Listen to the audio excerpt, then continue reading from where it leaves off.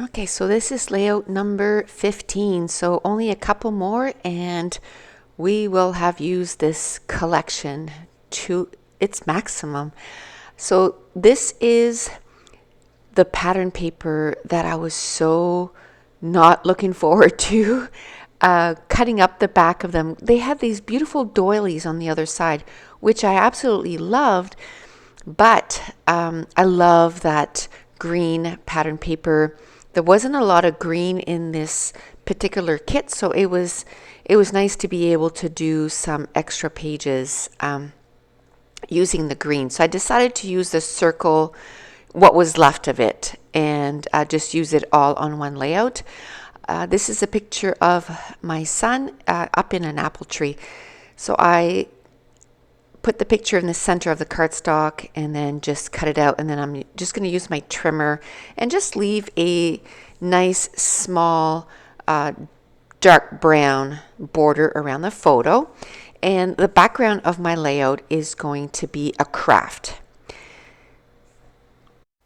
So my favorite part about that pattern paper is that there's circles printed on that pattern paper. So taking my scissors, I'm going to cut out the biggest possible circle that I can get, or semicircle, half circle that I can get from that pattern paper. I actually like, even if I would have cut it when I could have gotten the entire circle, I probably would have done something like this, a 3/4 of a circle on my layout. And the reason that I like that, it makes it look like the circle is coming off the page, and your mind, without actually knowing it, is finishing off that circle. So it looks like so it's actually adding movement on your layout without trying really hard. Now, for the first part of this layout, as you can tell, I have my circle to the left of the layout. And I'm going to leave it like that for a long time because I'm trying to figure out, I'm thinking more about what kind of embellishments I can put on this layout and where I can put them. But as I actually start putting the page together, then I'm going to take a look at the picture and go, oh, wait a second, he's actually looking towards the left, so he should be on the right side of the layout. And so then I'm just going to move the entire thing over. So at this point, I'm just trying to figure out, I know my photo is a 4x6, and then I have a piece of scraps that is about the same size from that brown pattern paper. And I thought I was going to make sort of an L shape with it so that I could break that circle, go beyond that circle and create again some interest and some more texture to the layout. So to bring in that brown a little bit more, I'm going to ink the edges of all the pattern papers and all the embellishments just to make it so that they all belong together on this layout. So I put my ATG on the background, and then that's when I took a look at my picture, really looked at my picture and went, wait a second, this should be, facing the other way. So I'm going to go down this road quite a bit where the brown pattern paper is making now it's sort of a laying down L. And then at one point, I'm just going to say, you know what, I would like to see as much of that brown pattern paper as I possibly can. And what I'm going to do is I'm going to sort of make little two side by side 4x6 shapes. So one of them is going to be my photo, and then the other one's going to be the pattern paper. But I find that as I'm putting layouts together, how things like the pattern paper, how it's going to sit, I'm thinking about it as I'm choosing my embellishments. I'm thinking about how it looks right now, because right now, like I said, I want to do like an L, but also like a step going down.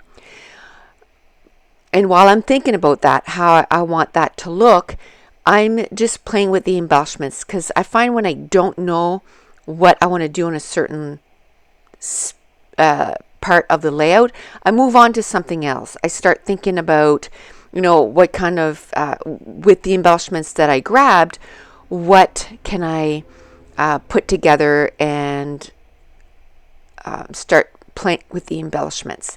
At this point, I knew that that brown pattern paper, that's where I was going to do my journaling. So I went to get a journaling project life card. I cut it down so it would fit down inside. And then as soon as that was on it and I put it underneath, I didn't like how it looked. And then right away, I flipped it on its side, and there, the layout started coming together. The number 3 card really fit well for this page because he is my 3rd child. So I was able to use that and put it on the layout. And then as soon as I find something that I like, I just go with it. Because if I don't nail it down, if I don't glue it down, I'm going to start moving it around again. And as soon as I moved it to that position, I just went, yes, that's what I want. That's how I want it to be. And I'm still breaking that circle. I'm still going beyond that circle. And how I'm going to, and then the 3rd card is sort of that step that I wanted to do. And I'm making it so that they're not touching, but they're all touching something that belongs to each other. And what I mean by that is the 4x6 photo is laying on that green circle, and so is the journaling card. We'll call it the journaling card. Now the 3x3 is not touching the green circle. So what I'm going to do is I'm going to put a little piece of embellishment that is touching that journaling card, and it's going to touch the 3. So by doing that, I'm making it so that I'm saying, hey, those two belong together. It kind of breaks that gap of and saying that, hey, these two things belong together.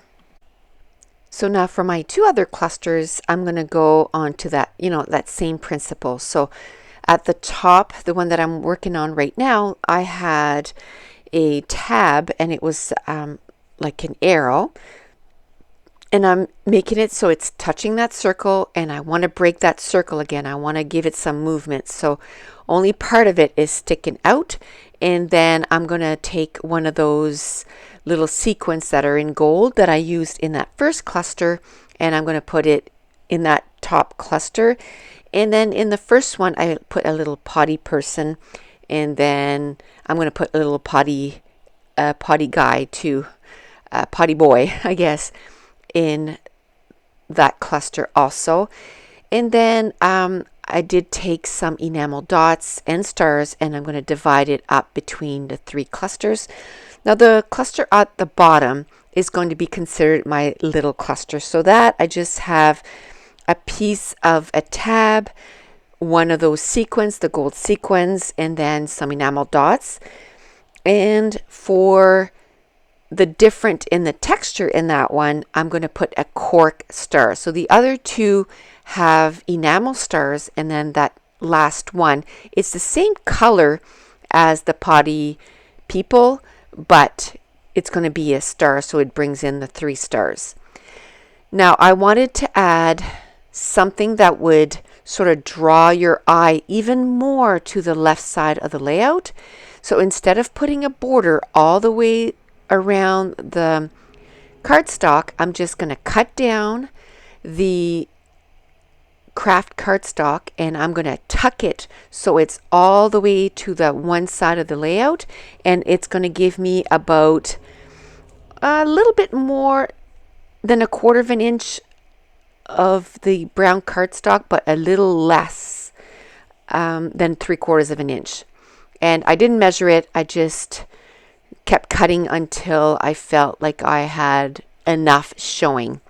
And I like doing that for my layouts, not always putting a border all the way around. Sometimes I'll do it on 2 sides, sometimes I'll mat the whole thing, and then sometimes I'll just do it either to the left or to the right. And in this case, decided on the left because again I wanted to bring the eye towards there. I'm taking some Doodlebug stickers, and under the 3 I'm going to put child, so for third child. And then I did put a little tab above the photo, and I'm going to put the year on there, 2014. And then at the top one I'm just going to put my boy. And then at this point the layout is pretty much going to be done. I'm just going to go get some spray mist from my stash, and I'm going to add some spray mist at the 3 different embellishment clusters. So this is going to complete layout 15, and then we are off to do the last page for this class of For the Love of the Collection. See you there.